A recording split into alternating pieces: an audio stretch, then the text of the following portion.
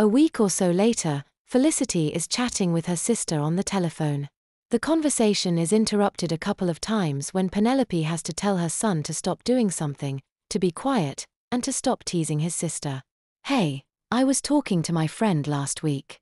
The one who puts her son in dresses," Felicity says. "She calls it petticoating and she gave me a pamphlet to give you." "I'm not sure if that's what he needs," Penny replied, before interrupting the conversation again to threaten her son with good hiding. "Discipline is what he needs. Petticoating is discipline and according to Kath, it's far more effective than smacking," Felicity told her. "She said she was having the same problems as you before she began putting Peter in dresses," she claimed. "These days she says he's ever so well behaved and from what little I've seen, it does appear to be very effective." Felicity went on to describe a scene from her last visit to Catherine's house. They were drinking coffee and chatting in the kitchen when Peter and Emily arrived home. Peter's in his first year at high school and Emily's still at junior school.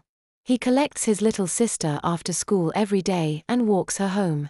Emily was wearing her gingham school dress and Peter was wearing his school trousers, shirt, and tie.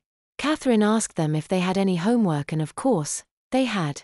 Felicity explained. She told Emily to get on with it and sent Peter to get changed. "We vacated the dining table and moved to the sitting room, and Peter came downstairs wearing a girls' school uniform." Penelope was flabbergasted. A gingham dress like his sister's, she imagined. No. A little pleated school skirt with white knee socks and black ballet shoes, just like the high school girls wear. Felicity described. "He was very bashful because I was there, but apparently, he does it every day after school until his homework's complete, then he can wear his boy clothes." "I can't imagine George doing that," Penelope replied. "It's hard enough getting him to do his homework, let alone getting him to dress as a girl first." Catherine said that it's a lot easier than one would expect. She says that Peter's more worried about his friends finding out about his dresses than he is about actually wearing them. "Which I guess is what makes him so willing," Felicity explained. "And he does wear girls' undies," she added. "Well, I don't know about you, but it seems a little cruel," Penny replied. "So does give them a good hiding," Felicity retorted. "If physical punishment worked, you wouldn't have to threaten him with it so often." I know. It's very rare that I actually smack him. Plus, he's getting a little old for that now. He'll be 10 in November." Their phone conversation soon ended and Felicity said she'd get the pamphlet over to her sister soon. Although Penelope did state that she wasn't at all keen on the idea. A few days later, Felicity called in on her sister and gave her the pamphlet.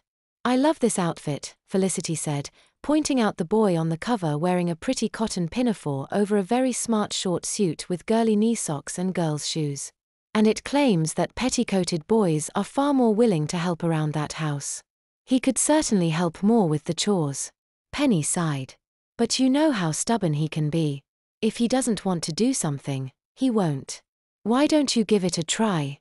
Felicity suggested. "Let's see how stubborn he is when he's wearing a dress. You'll find that out when you try to get him to wear one." "It'd never happen," Penny claimed. "Plus I'd have to buy him one first. None of Alice's would fit him." "True. It's the same for Kath. Emily's dresses don't fit Peter, but she's been petticoating him for a couple of years now and Emily gets her brother's hand-me-downs," Felicity stated. Penny emitted a nervous chuckle. "Imagine getting hand-me-down dresses from your big brother." "I know. And when Emily starts high school, she'll be wearing her brother's hand-me-down uniform." Felicity grinned.